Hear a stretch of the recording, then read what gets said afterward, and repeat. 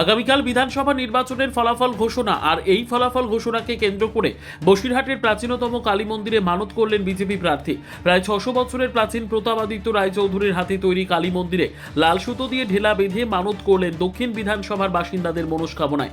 এখন আজকে সংগ্রামপুর কালী মন্দির বসিরহাটের ঐতিহ্যবাহী মন্দির, রাজা প্রতাপাদিত্য কর্তৃক এই মন্দির প্রতিষ্ঠা হয়েছিল। এখান থেকে প্রায় ৫০০ বছর আগে এই ঐতিহ্যবাহী মন্দিরে পুজো দিয়ে একটাই মনস্কামনা, আগামী দিন যেন বসিরহাটবাসীর কল্যাণ হোক, বসিরহাট দক্ষিণে ভারতীয় জনতা পার্টি যেন বিজয়ী হয়, এই মনস্কামনা নিয়ে আজকে এখানে সবার কল্যাণার্থে পুজো দিলাম।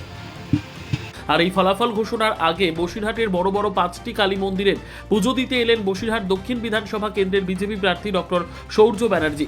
সকাল থেকে তিনি ইতিমধ্যে ২টি মন্দিরে পুজো দিয়েছেন। বসিরহাটের ৬০০ বছরের প্রাচীন সংগ্রামপুর দক্ষিণা কালী মন্দিরে পুজো দিলেন এবং বিধানসভা বাসিন্দাদের মনস্কামনায় লাল সুতো দিয়ে ঢেলা বেঁধে দিলেন। বিধানসভা নির্বাচনের ফলাফল যাতে ভালো হয় তার মনস্কামনায় তিনি মন্দিরে পুজো দিচ্ছেন। তিনি বললেন, মাননীয়া ভয় পেয়েছে, তিনি হেরে যাচ্ছেন। ভারতীয় জনতা পার্টি বিপুল পরিমাণে আসন নিয়ে ক্ষমতায় আসছে রাজ্যে, তাই মানুষ যাতে সুস্থ থাকে তার জন্য মন্দিরে পুজো দিলাম। ব্যুরো রিপোর্ট, আরোহী নিউজ বাংলা।